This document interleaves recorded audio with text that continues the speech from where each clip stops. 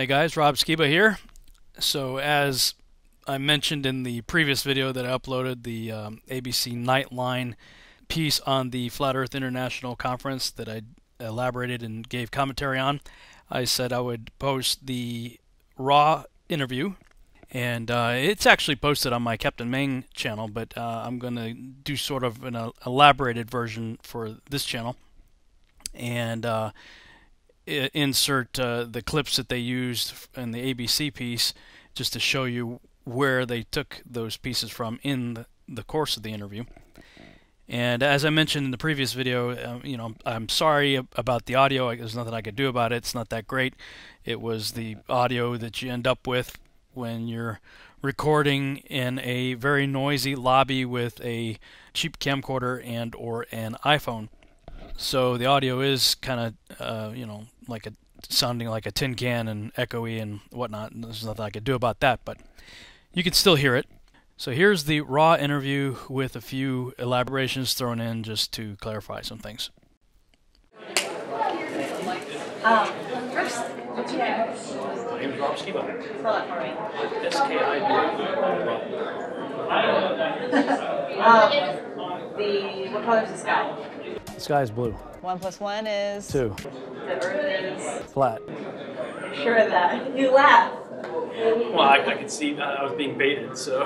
Well, I mean, these are questions that like everyone thinks they got answers to. Are you crazy first? Okay. Oh, you're not crazy. Okay, so what's the shape of the earth? I mean, these are things that everyone thinks they know the answers to. Right. And always know the answers to our small children. Sure. At what point did you discover or believe that the earth may not be evolved? Well, let me just say, first of all, I went kicking and screaming into this. No way, I don't believe this. This is insane. This is totally crazy. Then I watched Mark Sargent's Flat Earth Clues. You probably heard a lot of people talking about that. That's what began to initially make me question what I thought. And that's what it really came down to, is Mark challenged me. I actually have a radio show, and I interviewed him April 15th, 2015. And I don't remember if it was on the show itself or afterwards. But he basically said, okay, Rob, I get it. You believe you're on a spinning ball. Great, prove it. Why do you believe what you believe? And when I really thought about that question as it pertains to this subject, I never really asked myself, why do I believe it? I mean, sure, there's been a globe in every classroom since kindergarten. We've seen all the movies. I was a huge Star Trek, Star Wars fan. I mean, I had a telescope. I was obsessed with NASA. I was a NASA fanboy, wanted to be an astronaut when I grew up. Globe everywhere. Never questioned why do I believe that? It's a given. I don't question air. Air's air. You breathe. I breathe. Right. So it seemed like an absurd question. Until I actually did what he said. He said, prove it. I thought this would be easy. So immediately, the first thing you say is, we've all seen the picture. I was born June 26, 1969. A month later, man's allegedly walking on the moon. My dad took photographs of the television when it was supposed to happen. So yeah, I mean that's all I ever wanted to do was be an astronaut. I look at these things and I'm going, okay, why do I believe because they said it? That picture came from NASA. That came from Apollo 17. That's the famous picture we've all seen in the textbook. But as soon as you start looking into the pictures of the globe, you start seeing words like composite, or animation, or something that tells you this is not an actual photograph of the Earth. And at that point, you start saying, wait a minute. I mean, we've supposedly got stuff out there flying around taking pictures of this place. Why do we have these pictures that say composite?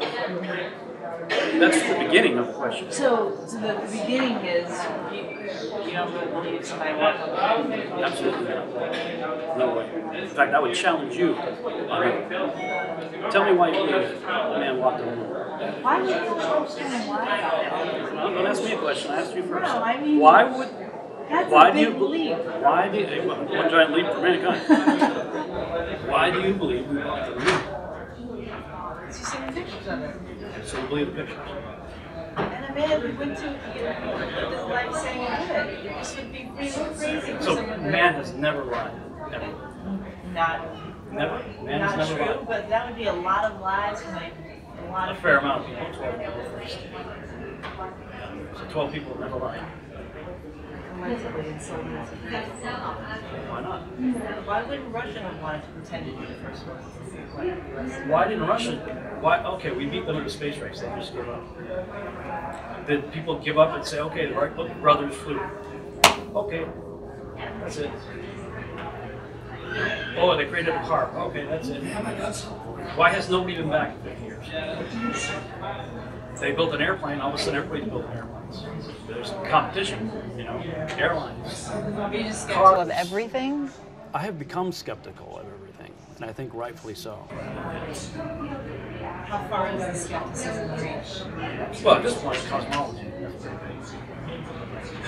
So you that's about as big as it run, gets, right? One of the reasons everyone here knows you is because you actually run some experiments.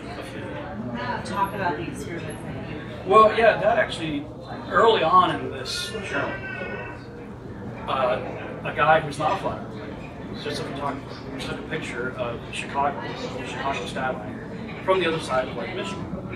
And I think it was actually an ABC News affiliate that it was sent to, and the weatherman said, well, you know, we shouldn't be able to see this because it should be on the other side of the curve. And it's like almost 60 miles away. So if you do the math, 8 inches per mile squared, you know, that's pretty far. And I don't remember the math exactly, but it was something like the curvature of the Earth should be such that a significant amount of the Sears Tower, or Willis Tower, should have been obscured by the curve. So he essentially admits that, and he said, so what you're seeing here is a mirage. Now, I looked at that picture that was on the screen, and I'm going, that is not a mirage. Mirages are wavy and inverted and don't look anything like the photograph that's on the television. So the first thing that went in my mind is, that's not a mirage. And I called a friend of mine who grew up in that area, and he says, oh, we see Chicago all the time. Yeah, that's not a mirage. I'm like, dude, we've got to do a test. Because my thinking is, okay, if that's a mirage, then let's just get in a boat and drive across with a camera. Because if it's a mirage, it's going to magically disappear, and then the city will roll up over the wall, and then that's what should happen if it's a mirage. But if it's not a mirage, then the city's just going to get bigger and bigger and bigger on my camera. And so we did. It took a long time to find the right weather conditions to make it work, almost a year, in fact. And it was June of 2016. Rick Hummer and I got in a boat, and we pulled out of the harbor, turned, and 46 miles away there was a city, just without the camera. But we also had the Nikon P900, which has become the flat earther's camera. That's why you can hardly find them in stores anymore, because people are buying them up. Because, you know, the joke is the Nikon Coolpix P900 bringing ships back over the curve since 2015. Because you can use this camera to see things you're not supposed to see. So we brought these cameras, we got on a boat, and we drove all the way across, and all the city did was get bigger and bigger and bigger, my camera. And then we drove back, and it got smaller and smaller and smaller. So I posted a video, Rob Skiba proves the Chicago skyline is a mirage, and that went viral. You know, that was the beginning of a number of tests that we started doing. Why do the tests? It goes back to the question, why do you believe what you believe? I'm not going to believe things anymore just because you or anybody else tells me. Because I'm finding that more often than not, that people who tell me stuff are not necessarily intentionally lying to me. They may have been lied to themselves. They may have been deceived themselves, and they accepted, you know, in ignorance, you know, what was said, and they just parroted it. I'll give you an example. I don't believe in evolution either. So my family recently went to Hawaii, and we went snorkeling. And we were under there checking out the fish and all that stuff. It was great. And then we came back up and we're on the boat. One of the tour guides was explaining how all the fish that we saw and what we saw. And this fish evolved from this, and that's how this fish evolved. And this evolved. So I'm just sitting there taking it. I'm like, oh. As we're leaving the boat, the family that was in front of me said to the tour guide, "Man, you did such a good job. That was awesome." You know, and she says, "Well, thank you. I'm just glad I was finally able to put my degree to good use." And I said to myself, wow, that's amazing. Because she innocently went to school, believed her teachers, who also innocently believed their teachers, who read something in a book that somebody wrote. Nobody questioning anything, just saying, oh, okay, an authority figure that I trust said something, so I trust it, and then I parrot it with passion. Like she did. She had so much zeal and passion about these fish. Now she thinks they evolved. basically out of molten rock. But I mean, some people would say some of these experiments that you guys run are a little simple and you're taking a simple concept and applying it more generally than you really can. Sure. Science is supposed to be what? How do you define science? You ask a question, you try to find the answer. Okay. Ask a question, try to fill in the answer. It should be testable, observable, and repeatable. You should be able to do it. Does anything about science say that I have to have a badge or have a title or have even a degree? Or do I have to just have a question and try to find an answer to it? If that's what science is, and it's testable, observable, and repeatable, then the question starts with, is that a mirage 60 miles away? It looks like a perfect skyline of Chicago? Let's go find out. Guess what? It's not a mirage. There was no big hump of water that we had to go over, roll back down on the other side to find the city. For those people who are curious, do you have a science background? Nope. But I have the ability to ask questions, seek answers, and test and observe. There's no reason anybody should listen to me. In fact, I tell people, I'll tell you right now, don't listen to me. Don't believe me. That's something, every time I speak somewhere, I tell people, do not believe the thing I say. Don't believe, take notes if you want to. But they use what you do and what you say in your experiments as part of what helps them. If they listen to me, they didn't believe me, as I said. If they did, that's on them. I tell them, look, don't believe me. This is what I did. This is how I did it. Go do it yourself. ABC, go get in a boat on a clear day and drive across Lake Michigan towards Chicago. I'm going to publicly challenge you to do that. I'd love to go back to Chicago. So would he, because he's from up there. Just do it. I mean, why not? It's not going to be clear for a while, though. It's snowing. Actually, it was around this time of the year that we originally were trying to get it, and the people that we were trying to charter a boat with, they're like, what are you, suicidal? It's like, can't go this time of year. Oh, it's extremely dangerous. But, I mean, why not? You know, so much of science is just taught to us in a textbook in a classroom. You know? And then we go out, unless you become a scientist, you go into that specific field. Right, and then you watch things explode in front of you. Yeah, but you don't, most of us said, okay, that's what they taught me, that's what I believe, that's what I'm going to parrot. But, for me, it started with regards to this topic we're talking about here, with Mark Sargent challenging me and saying, great, Rob, you believe the globe. Go prove it. No, definitely. Were you skeptical about everything else? Oh, I've been skeptical about a number of things before that. So you just kind of always had this skeptical, conspiracy theory type of mind? I suppose I probably have. I went to visit my family in Massachusetts a while back and found my baby book. My mom had a baby book journal. And when it was on the page, it talked about speech development. My mom wrote, he constantly questions everything. It was like her earliest memories. Baby book. My baby book. He constantly questions everything. And then there was another one, like, most unusual thing baby said. And she wrote, I just don't believe it. It was actually in my baby book. So, yeah, I'm 48 now. I suppose I haven't changed a whole lot since then. Naturally curious. And I want to know stuff. Yeah. But not everything we're capable of in our own minds understanding. So at some point you have to depend on other people. We can't witness everything in life ourselves. But, okay, if I were to say to you, if I asked you, why do you believe the Earth's a globe, what would you say? I don't know that I necessarily believe there's a globe. You don't know that there is a globe? Have you been converted? No. No. I'm not saying that. I'm just saying, Come on, I want a soundbite. I'm recording this. I'm not saying that. I'm just saying, I don't necessarily know what I think about this. I literally got assigned the story yesterday. Oh, you're like, what am I getting into? I think there are some curious things that you guys talk about, but there's also a lot of skepticism and analysis about things that I don't think necessarily the people who are saying have an understanding of. How much of this have you actually sat through? I watched all the blues. I've seen all the blues. How much of the I haven't sat through any of the presentations. We were doing the interviews out here. That's a bummer. So yeah, because there's a lot of good stuff, especially today. Today has been loaded with some very good information. But when I first got into it, the first thing you hear is, well, we've all seen the predictions, so I already trust that. Then they'll say, well, dude, if you've ever been in an airplane, you've seen the curve. Now, prior to doing any of this research myself, I probably would have been that guy. I probably would have said that myself. If you'd asked me this 4 years ago, sure. I probably would have said that, because I fly a lot.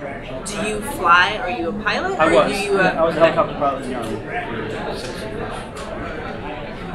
That was in from 86 to 94. So you've looked at the instruments, you know the altitudes. Yeah, well, I'm glad you brought that up, because that's sort of what tripped me up in some of this. Is, okay, first of all, they said, well, if you've ever flown in a plane, you've seen the curve. And I would have said that too. Until thinking about this intentionally, I fly once, twice a month or more. I travel 35 to 40,000 feet. I'm in that commercial airline, right, looking out the window, and two things occurred to me. It's like, okay, wait a minute. The math for the 25,000 miles circumference ball is 8 inches per mile squared.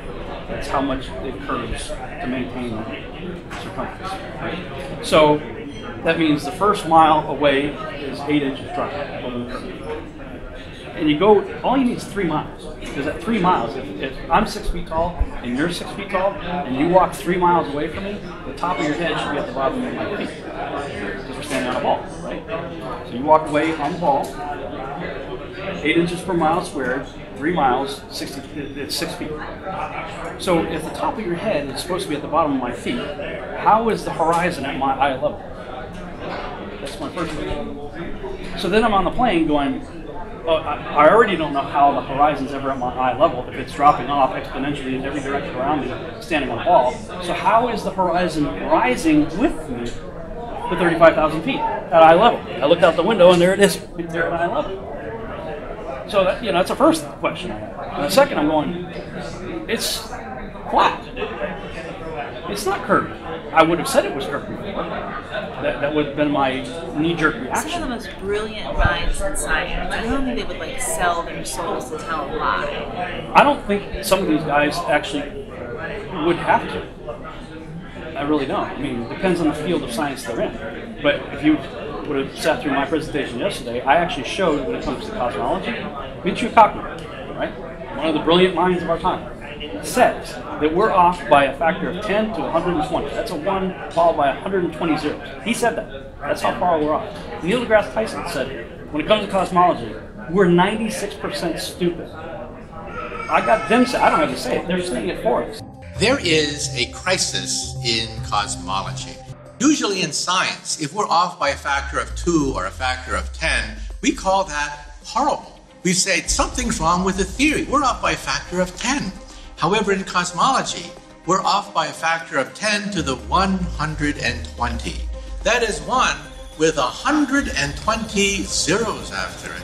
This is the largest mismatch between theory and experiment in the history of science. Everything we know about the universe, what we're made of, galaxies, stars, planets, that's all right here.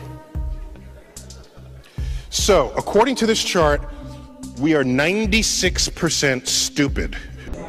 So, you said it's still a large leap to go from globe to flat. It's a big leap, for sure. But if I've got some of the most brilliant minds in the world telling me that they're 96% stupid and off by 1 followed by 120 zeros, I'm going, maybe I shouldn't listen to that. Because he's admitting he's stupid, 96% stupid, in the subject that he's supposed to be an expert in. By his own words. I can give you the clip if you want. So, what do people generally say to you, though, whenever you they say? think you're crazy, you're nuts. That's what, Do they? oh yeah, absolutely. It's, Mark Sargent says, first rule of Flat Club is you don't talk about Flat Club. It's like the movie. But why Fight is Club. that? If you think you're right, isn't part of the... Well, none of us adhere to that. All of us want to tell people because we start seeing stuff. And, I came back from Lake Michigan and published a video. I published it on YouTube because I wanted people to know. Then you got a few 100,000 people calling you crazy, stupid, moron, insane, and all the but reasons why, refraction or whatever threw the city up over the curve. So if you're going to go down this path, be prepared for a lot of verbal abuse, and in some cases physical abuse. I've actually had death threats. Really? I have actually had physical death threats. Like letters. Somebody to your sending me house? letters and That they're going to kill you because you believe the Earth is flat. Yeah. I mean, even if I think you're crazy, it's not. That's what. That seems like a really aggressive. Very aggressive. And this is the other thing that intrigued me about this subject. I've talked about a lot of controversial subjects, lots of them. I've never seen the level of vitriol. I mean, I'm talking like people who are normally the most sweet, kind, loving, gentle people go completely psycho in front of me. Because you believe the Earth is flat. Or even insinuate that I'm looking into it. Like, because it took me over a year to finally come to the conclusion I came to. April 15th when I got into it, it was after the Lake Michigan test at the end of June of last year, so over a year. So you've only been in this camp for about a year and a half. Yeah. It's pretty new. Oh, I've been here. It's been only since about 2000. How can you be so certain then? Well, because everything that we have looked into has indicated. Now, I'll take it to a different level from me personally. But that's also assuming that your analysis is on. What we see is what perception. What reality is totally different. So, I'm just posing that question. Yeah, well, Nikola Tesla recognized the problem in his day that I would say has just gotten exponentially worse in our day. And he said scientists in his day have wandered off into equation after equation until they built something that looks nothing, has no relation to reality. So you talk to a theoretical physicist, well, what do? They conjure stuff up in their mind. It's not physical. It's not something anybody can test. It's all in their head. In fact, William Shatner just did a documentary where he went around interviewing people. He interviewed Michio Kaku, and he's like, "What did you do?" William Shatner, and he explained it to him, and it's like William Shatner's analysis afterwards is like, it's all in his head. And he made a statement, something to the effect of science is science fiction. They're the same thing. Through your career and your writing and your acting, you've inspired so many people to enter the sciences. How do you balance science with science fiction? They're both the same. I've been discussing time and warping time and time-space with some famous scientists. I'm doing something up in Canada which may sell, they may sell that show called The Truth Is in Our Stars.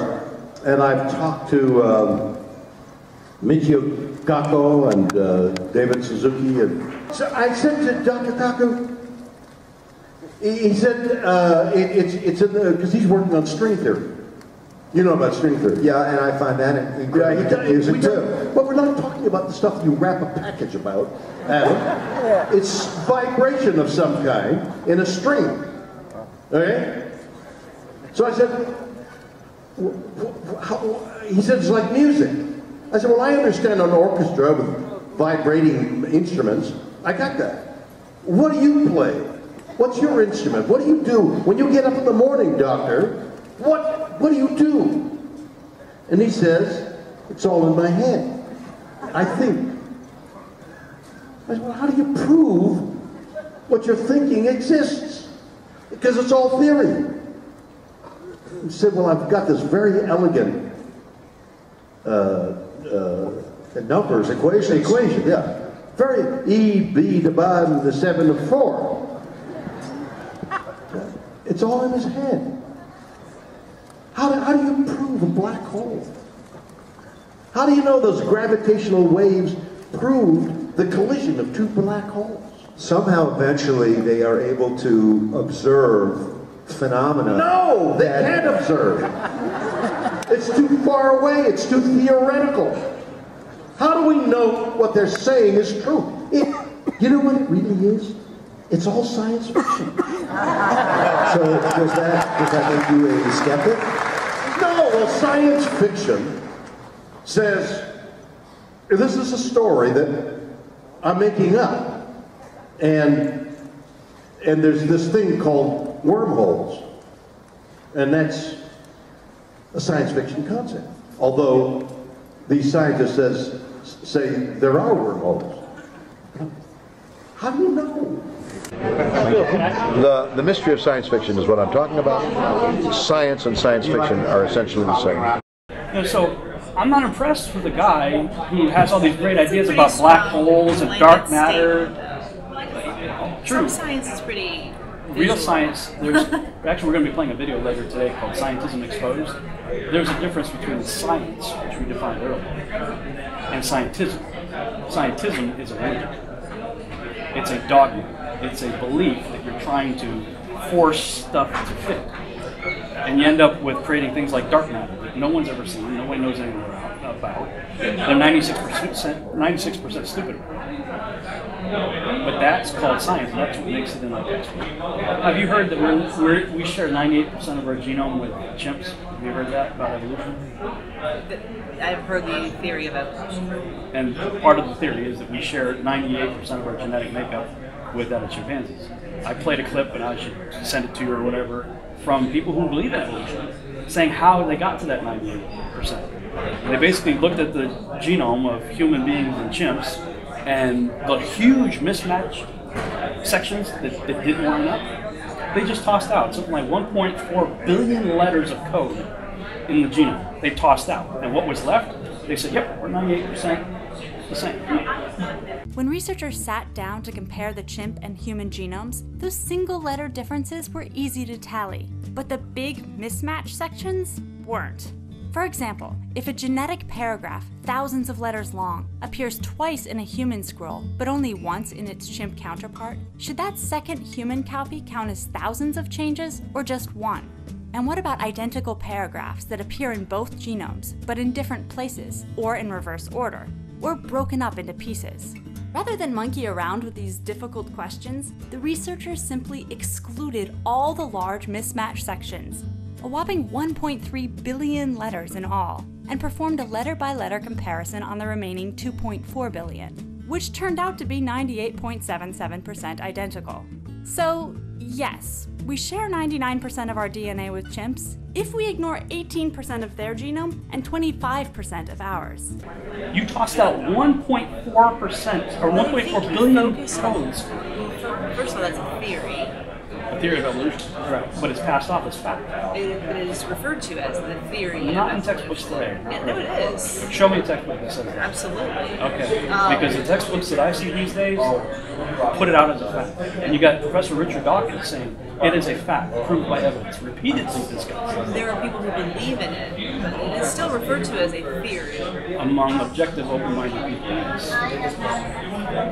If you go to any science museum, it's passed off as fact. You watch any movie these days, it's passed off as fact. But there's a lot of stuff. You focus on parts of science that you can find things to be skeptical of. There's also a ton of science that is real science. Very much visual. You can see the chemical reaction happening. Bingo. You can do these two things, and this is the outcome every single time. Awesome. That's real science. All for it. Basically, what I was trying to say here is, and I should have been a little bit more clear, science and science fiction being the same thing would be a shared opinion that I would have with William Shatner as it pertains to cosmology. Obviously, there's lots of other science that's not science fiction, but when it comes to space and the Copernican model and cosmology in general, that's where I would agree with William Shatner that science and science fiction are the same thing. That's why I was like, boom, yeah, awesome. You know, I'm all for that. I'm all for real science as opposed to scientism. But you discredit all of science when you say... I don't discredit all of science. I'm discrediting that part of science that is scientism. And usually the part that is scientism deals with our origins. How did we get here? Is that ultimately what it's all about? Yeah. Let's start. How did we get here?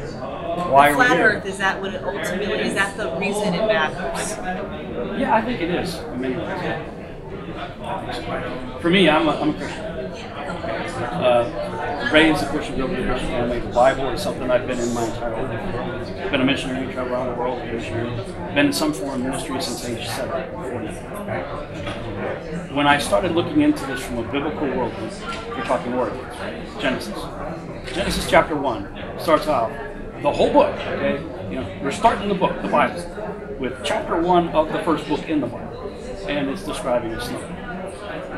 When you break down the text, whatever is possible. There's no way you can get a spinning heliocentric globe out of anything in the Bible. So that created a bit of a problem for me, because on one hand I say I'm a Bible-believing Christian, and on the other hand I'm being told to run a spinning heliocentric ball. Which one am I going to believe? Well, why do I believe this? The spinning heliocentric ball. Right? When you start trying to figure out why do I believe what I believe, you realize those aren't very good things to believe in the first place. So then I go back to the thing over here that has saved my life, that has meant the world to me, that I have seen with my own eyes, validation.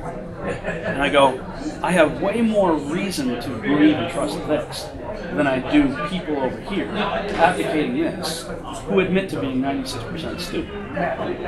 But is that why you become skeptical of everything else? Did it start there? That becomes the reason why I become skeptical about things dealing with origins, in terms of the Bible. There are plenty of other things I'm skeptical about that have nothing to do with origins. But where does all of that come from? Like I said, I must have been born with it. As soon as I'm able to speak, I'm like, my question's everything. Yeah. So, maybe I'm predisposed to that. I just don't want to believe what's said. I want to know what the truth is. And, I can tell you something. You can choose to believe me or not. Does that mean I'm right? If I tell you something, does that mean I'm right? Even if you accept it, doesn't mean I'm right.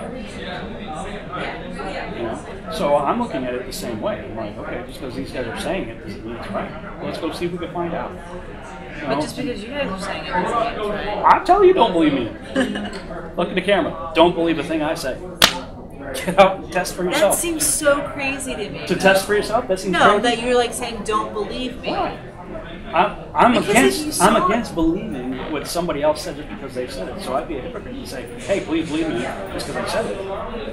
But almost it's like, were you saying that you're like everyone's a liar? Like I'm lying too? No, I don't think it's necessarily lying. It's lying if you know you're intentionally deceiving someone. If you have believed the lie, if you've believed the lie and then you parrot the lie, right? Are you really lying? So you rationalize the fact that this is the truth according to you. But you would not say 100% this is the truth. Absolutely. I would tell you don't believe the thing I say. I would tell you I believe it, and this is why I believe it. But I'll tell you, and if anybody searches my lectures, I speak on lots of things. I start pretty much every lecture I say by saying, don't believe the thing I say. Search and see if these things be true. Because you're not 100%. Well, I believe it, but that doesn't mean I'm right. I don't claim to have the corner on truth. I believe things to be true, but belief. I had a portion of my presentation that I gave yesterday called The Absurdity of Belief. And the reason I titled it that is because if I firmly believe something that you don't, you're saying, this is the truth. Right? You can do the same thing. Say something you believe, absolutely. And I'm like, oh, this one's crazy. That's completely absurd. So belief, that's not a basis for anything. Facts, provable evidence. People are walking around here saying that like aren't true. Like I've seen with my own two eyes. What's up? Things that have happened in the world. Shootings. What's that have to do with flat? That they say that all of this kind of like goes together. It sort of makes it feel. Yeah, that's the problem with the conspiracy movement. It is assuming that every single thing is a conspiracy. Okay, I could sit like this. You don't go that far down the road. No, I could sit with my hands like this, and a million memes will go out tomorrow, saying I'm in the Illuminati or a Freemason. See, look.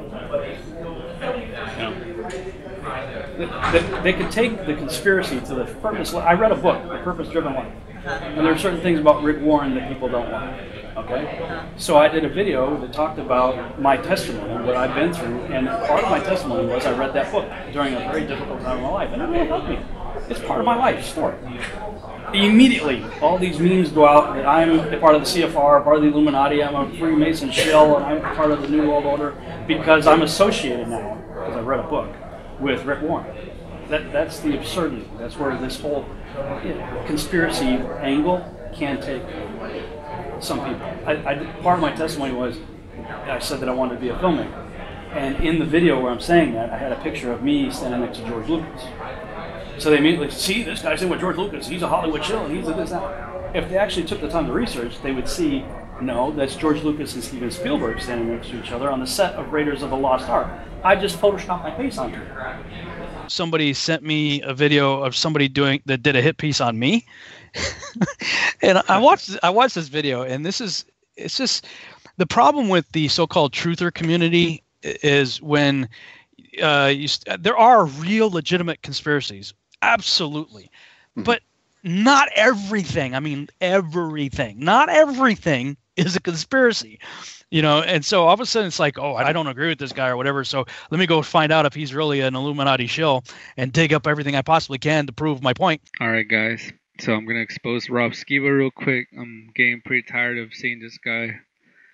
And this person had taken clips from, there was a testimonial video back in 2003. My home church in Massachusetts, a good fundamental Baptist church, was doing the purpose-driven life, as was just about every evangelical church in the country in 2003. Before Rick Warren, he may have always been kind of off his rocker, but sure. It wasn't until later on, after his stuff became extremely successful, that he became like this highly suspicious character, at least for most of us anyway. And back then, none of us were suspecting anything. The book was good. The book, actually, I was reading that book right in the middle of a very painful divorce, and there was a lot of things in that book that actually helped me. And so in my video, I make reference to that book as part of my testimony that helped me through, because it is. But all of a sudden now, I'm associated with Rick Warren. Here he showed you a book, The Purpose-Driven Life, written by Rick Warren. This guy right here is shaking the hand of the Pope of the Roman Catholic Church. So there's another big clue that this guy's a deceiver. And there's a piece in this video that shows me where I'm talking about dreaming big and whatnot. And there's a picture that shows me standing next to George Lucas. So we're gonna look at a few clues. We're gonna hear him from his own mouth, tell you his background, his sketchy background. And first of all, here's him and George Lucas on location when he's young. So obviously he had some connections from very early on. The problem is the actual photograph that's there is Spielberg standing next to Lucas. I just photoshopped my face into it, but these people don't take any time to look into anything. I've got a page on my Facebook. If people go to my Facebook page, click on my photo albums and look for the one that says Dream Board, it shows me with a whole bunch of Hollywood celebrities. But I'm not really in any of those pictures. All of those pictures are 100% Photoshop. But I mean, this is the problem. People don't really take the time to do any research. They jump to conclusions. They make these videos. Some of the people you may have interviewed may be those types of people. That they think everything is a conspiracy. I'm not. I believe there are lots of conspiracies, yes. But I believe in researching it, having validation, and something that I can point to. What's your evidence for your belief? You believe this? Okay. Show us. Where is the evidence for that? So if they're going to assert that all these shootings are fake or all this and that, okay, where's your evidence? But with the flat Earth, where's the evidence? Where's the end of the world? We should be able to find the end of the world. You should be in that room listening to the evidence. You're asking the question, but I mean, we should be. If the world is flat, there should be an end somewhere, right? There is an end. Yes. Why haven't we found it? I believe we have found it. Yeah. And I believe it's on the UN map, on the UN logo. The logo. It's on the UN flag.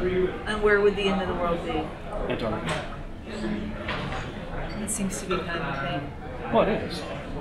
And the model that, I don't want to say everything, there are different models.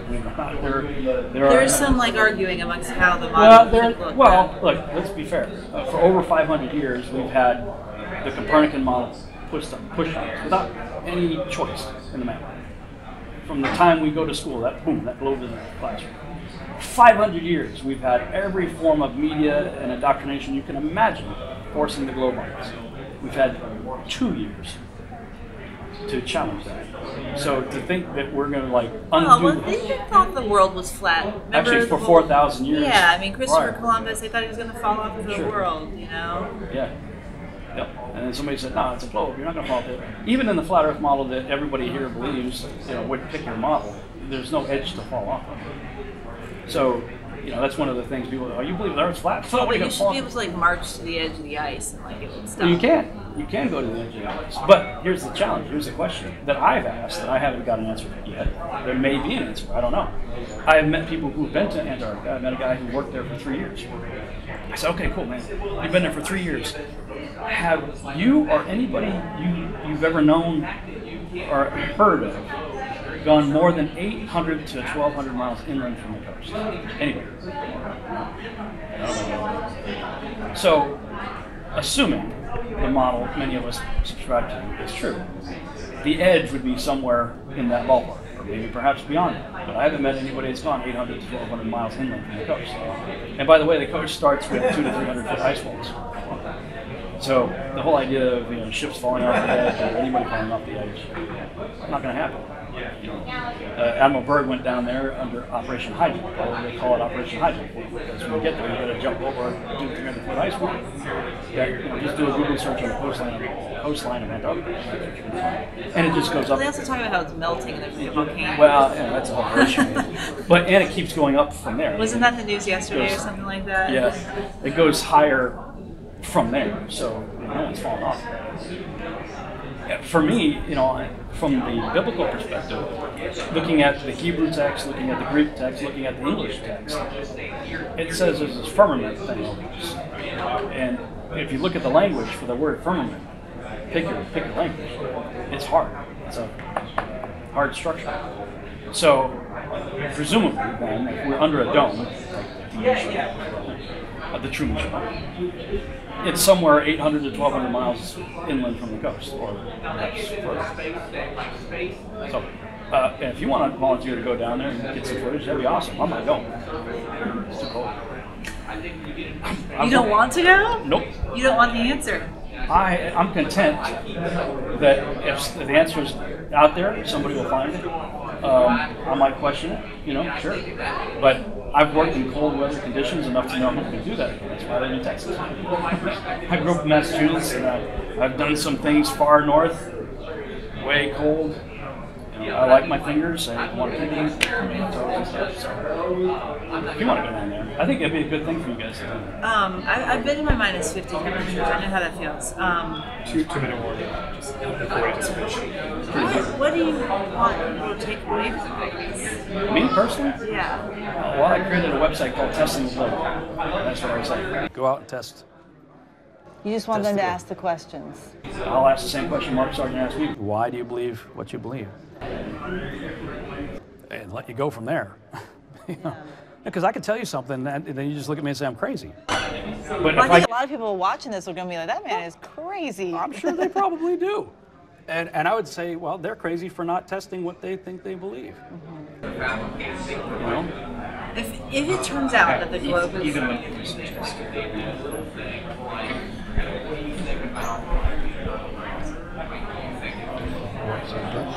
I have 4 on mine, but one is I think it just has one or two questions.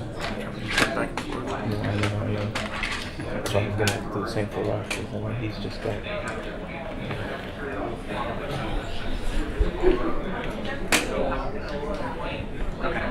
If it turns out that the globe was all wrong for all these hundreds of years, that some of the things that people around here believe are all conspiracy to make people keep believing it, that is a crazy lie that a lot of people have been in on. No, not a lot of people would be in on it. That would have been deceived by it. That would be appropriate. But I mean, over the years, you have to pass that lie down and be like, it is now your responsibility. You know how easy it is to do that? Put a picture in a textbook. Boom, one generation. That's it. You put a picture in a textbook, start teaching kids from their earliest age that this is the way it is. And they trust the teacher in the front of the room. They have no reason not to trust them. Nice person, teaching them something, they accept it as truth. One generation, boom, it's fact. But don't you think it's a little insane? What? That someone would perpetuate a lie like that? Well, not if there is a bigger picture. And the bigger picture, many of us have come to believe, is hiding God. That's ultimately what it comes down to. Well, that's what it would, to me, that would be the ultimate motivation. Because people will say, well, what would be the motivation? And why would they do it? Well, a pretty huge motivation would be to hide God. Which, I don't want to paint a broad stroke over the entire scientific community, but I think you have to admit most of the scientific community is not in favor of God. They think it's a fantasy. It's stupid, ignorant people, sheep herders, and fishermen. Do a poll on how many scientists consider themselves to believe in God. Or believe in God. So, what if this whole thing is about hiding God? What about the astronauts who have seen the Earth and they say... Okay, how many astronauts have been to the Moon? But I mean the ones who have been up in the sky and they've seen the Earth and they've seen the... How many astronauts have been to the Moon? 12 have allegedly walked on it. Go to aulis.com, AULIS. PhD level scholars going through the Apollo program, ripping it apart, showing why it's important. Once you come, Robbie Davidson said it like this, okay, when you're trying to talk to somebody about this subject, first you need to figure out where they are with certain things. And the moon landing is one. Because if you wholeheartedly believe in the moon landing, like, let's talk about sports. If you dismiss the moon landing as the fraud that it is, well then okay, let's have a conversation. Because if the moon landing didn't happen, then you needed the picture of some textbooks that came from Apollo 16. And when you look into the founding of NASA, okay, I talked about Admiral Byrd, right? Goes down there with Operation Operation Hydra. Comes back, starts telling people, wow, Antarctica is amazing, you know, and okay, cool. All these other nations start going down there with the United States also. We have Operation Deep Freeze, which is in the late 50s. All of a sudden, something happened. Something changed. Everybody pulls out of Antarctica. They start working on this thing, the Antarctic Treaty. In 1958, NASA's formed with Project Paperclip. A bunch of Nazis came over, were brought in under Operation Paperclip. Nazis and Freemasons ran the space program. That's easily verifiable. Anybody don't believe a thing I say, go out there and look it up for yourself. You got Nazis and Freemasons. Would you consider either one of those trustworthy? There's a lot of conspiracy theories going on. This is conspiracy fact. This is fact. Look it up. I'm just saying, but you're also like believing things that others people have said to be fact, but you can't verify that. Can you speak to those people and find out for 100% that they were Nazis? Go ask the U.S. government. Take this interview and go ask people, what was Project Paperclip? Look it up for yourself. I'm just saying, but you're also having to go based on the word of someone else. Sure, but this is apparently fact that everybody understands that looks into it. It's a fact. Operation Paperclip really happened. There are government records that show this happened. So I can validate the story by the records that... But you don't believe the other government records. Well... She was trying to trap me here, and it's an interesting attempt at a touche, but the difference is all of this other stuff that I'm talking about is something that anybody can verify for themselves. It's terrestrial-based information that people have access to, and they can verify for themselves. The other stuff, like what's supposedly going on above our heads, is not something that we can verify for ourselves. It's something we have to take the government's word on.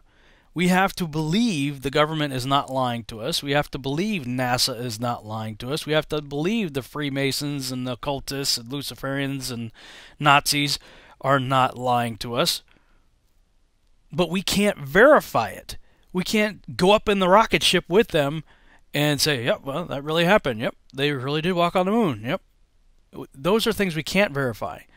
The government stuff that I'm talking about pertains to historical fact and records that people can touch for themselves, they can read for themselves, and in some cases, there may even still be living relatives that can be interviewed that saw these things for themselves. They were there. They experienced it. So it's an interesting attempt on her part. I'll give her that. I was on a roll and I was just wanting to continue, so I didn't bother to address it any further. I just said, yeah, I get what you're trying to say, but anyway, here we go. Let's saying, I understand. So you have Operation Paperclip bringing over these nonsense. You can look into how many astronauts were Freemasons. Do you think that they're trustworthy? Are you a Freemason? Do you know people are Freemasons? Huh? Do you think they're trustworthy? Do you have something against the Freemasons? I have a lot against the Freemasons, absolutely. I have a lot against secret societies in general. Secret societies in general. Yeah, I have a lot against that. Okay, so you have an organization run by people who are card-carrying Freemasons, established by people who are Nazis, and occultists. Look into Jack Parsons, JPL, Propulsion Laboratory, Jack Parsons, and his affiliation with Aleister Crowley, of all people. The guy who called himself the Beast, the father of Satanism. Okay, and L. Ron Hubbard. Okay, this is all stuff you can figure out. You guys are journalists. Go do your job. Look this stuff up. Okay, these are people who founded the space program. Okay, starting in 1958. And then the first thing the United States and Russia did before the space race, there was the missile race. Again, you've got recorded video of people like John F. Kennedy talking about these things. Okay? We have this documentation. The missile race preceded the space race, and the United States called our portion of it, when we were launching high-altitude nuclear bombs into the sky, we called it Operation Fishbowl. Fishbowl, which is part of Project Dominic. Well, if you look up the name Dominic, the word Dominic means of the Lord. So we literally called it the Fishbowl of the Lord, was the name of the project that we were sending high-altitude nuclear bombs into the sky right after going to Antarctica and everybody leaving and saying, hey, we need to have a treaty, saying nobody can go back there except under the express guidelines of the international community that drew up these guidelines. You and I can't just go sightseeing. We could go to Antarctica, yes, but we're going to go there under the express guidelines of the treaty, carefully guarded, you know. Yeah, I guess my big thing is overall picture. I just don't see why it matters. Like, I can let's believe God created the earth. Right. I don't care if the earth is round or square or flat or why. Who cares? So then, why would you get angry at me? Or I don't. I just don't see the point. I don't think it would affect any of our everyday. I mean, we're going to go to work. We're going to do what we do. It doesn't affect anything we're doing, unless you take the bigger picture into consideration. Bigger picture. Hiding God. That's ultimately all. That is for me. It may be different for other people. I can only speak for myself. Because that's what it appears to be. I mean, when you have the spinning heliocentric globe that's going around the sun, hurling itself through space. Oh, the other thing is, when you start looking up various aspects of the globe, you keep finding the number 666 over and over and over. The tilt of the Earth, 23.4 degrees off center. 90 degree angle, 90, subtract 23.4, 66.63. Yeah, maybe that's a coincidence. 8 inches per mile squared. 8 inches is 0.666 of a foot. And it keeps getting more and more and more. I mean, I got a whole diagram to show this. I'm going, at some point I go, that's a little freaky. That's kind of weird. If you believe in a biblical worldview, it's an interesting sense of humor. But if you come from a biblical worldview, you've got the good and the bad, right? You've got God and Satan. You've got Jesus Christ and the Antichrist. Beast system, 666. How do you sell this though to regular people who just look at it? Well, I've learned actually to have filters and feel out the conversation. Because once you start talking about all the things you really think, I think a lot of people turn it off. They might buy into some of the initial things, and then they go, that is way too far This out is what I've told everybody. A, don't believe a thing I say. B, take 24 hours of your life to seriously look into it. Do it all at once, spend it out a week, well, I don't care. Take 24 hours of your life to look into the other side. Because you've only been indoctrinated, just like all of us, with one side. The spinning heliocentric, globular, Copernican Earth. Watch the movie The Princess. That's such disgust for you, don't you? I do now. Well, I don't like being lied to. Is that what it ultimately is about? Well, for me, for a lot of us, when you realize, when you start breaking some of these things down, and you realize that's not true, and yet it's being forced on me as true, and I'm the crazy one if I don't believe that. It makes you, you have emotions. Watch the movie The Princess. The Principle was a movie done by people who are not flat earthers. But they make, in my view, an absolutely rock-solid scientific case that this place is not moving. Not only is this place not moving in terms of spinning or orbiting, we're not going around the sun. All the stuff's going around us. Okay, well, if you can accept that the spinning heliocentric globular Earth Copernican model is false, then you have to throw out pretty much everything you think you believe anyway, because everything you think you believe is based on that model.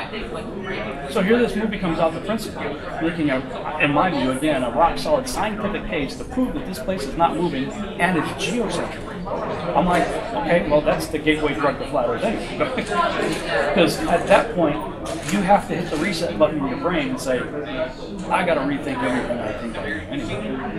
And I've said it before, I'll say it again, geocentricity is the gateway drug into flat Earth. So if you're not ready to embrace flat Earth, I do highly recommend you look into the tests that prove that this place is not moving. A variety of scientific tests have been done to prove that. And look into the claims of geocentricity. And I would contend that the documentary, The Principle, does a good job of bringing this information out. And once you can accept the fact that we are in a geocentric system, again, those guys are not flat earthers. Those guys still believe in the globe. They don't believe it's a spinning globe, and they don't believe it's a spinning heliocentric globe. But they do believe in the globe, and they believe that everything moving about us is doing so in a geocentric model. Well, like I said in the interview, if that is true, then you have to throw out everything you think you understand, everything you think you believe to be true about this cosmos and our place in it. You've got to throw all that stuff out and start over anyway. So, if you're not ready to embrace what I'm talking about here, look into that. And then be prepared to rethink everything you think you know. That's what the whole flat Earth thing does. It makes you rethink it all. And yeah, I think that's a good side of it, is that it makes you, well, take a really solid look at why you believe what you do. One question. I'll start it there. Yeah, why do you believe you do? So, that's my challenge to you, to anybody watching this. Why do you believe what you believe?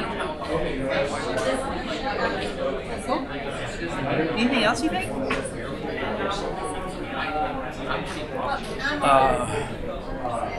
Did you just address why gather in person, why have this big conference? Oh yeah. You and maybe one else. I think it's interesting. I mean, people seem, there's a lot of people here. It seems like there could have probably been more people here. Yeah, well, I think the venue is the limit size. Why get together, meet each other? Well, you know, I think there's some good synergy here.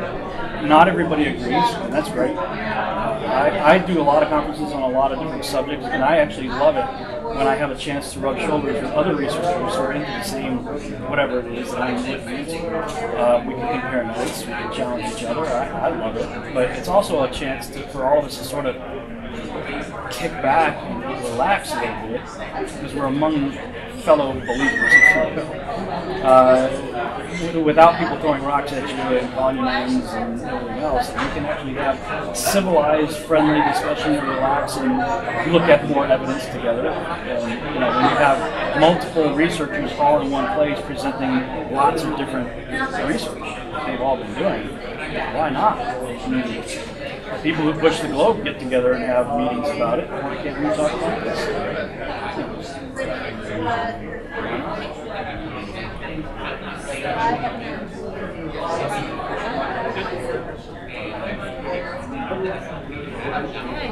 Thank you.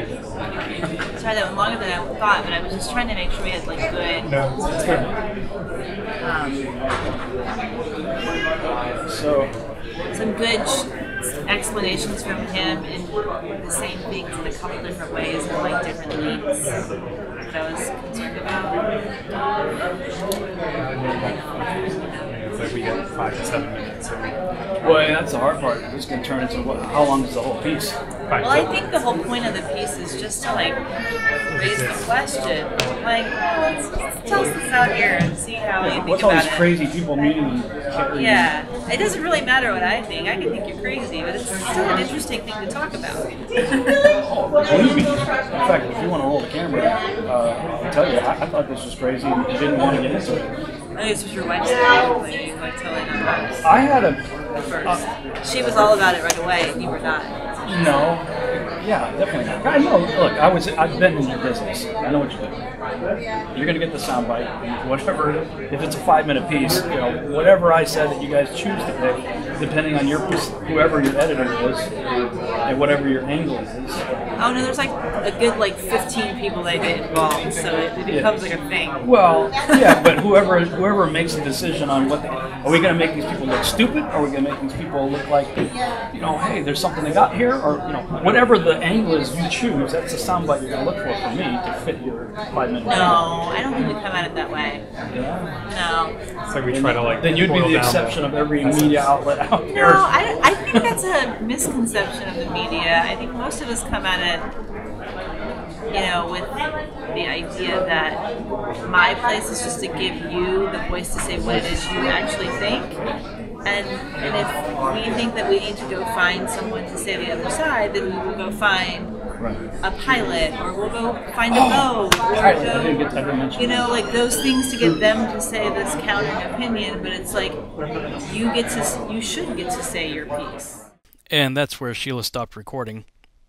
We continued to talk for a little bit longer, and what I had remembered right there was what I wanted to say. If you go back and listen to the part about flying up an airplane, looking out, see the horizon at eye level, I had, at the beginning of that, mentioned that there was a few things that occurred to me, and that was one of them, and I was about to say the next one when she interrupted me and kind of derailed that topic. And what I was going to talk about then was the instruments, and specifically the attitude indicator and how the gyro works and all of that. We did end up talking about it for quite a while, actually, after the cameras stopped rolling. So she did hear that, and the camera guys heard it, and we had some interesting conversation afterwards. But, to Eva's credit, like she said, I think there's some misconceptions about the media. And I said, I know how you guys are going to spin this. And she was trying to say, no, we're going to, just try to accurately represent what you believe. And to her credit, I would say that they did. This was by far the best, most objective editorial piece that anybody has done, as far as I'm concerned, on the subject in the mainstream media anyway. I think she did a really, with the exception of engaging in confirmation bias to talk to the potential Freemason astronaut who's also an actor, pimping for the Big Bang. Other than that, and not taking me up on any of the challenges that I gave her and ABC to do, I still think she did a great job of condensing probably, I'm going to guess, several hours worth of raw footage into a really good, 7-8 minute piece that I felt like accurately represented, what the people who were there, including me, believed.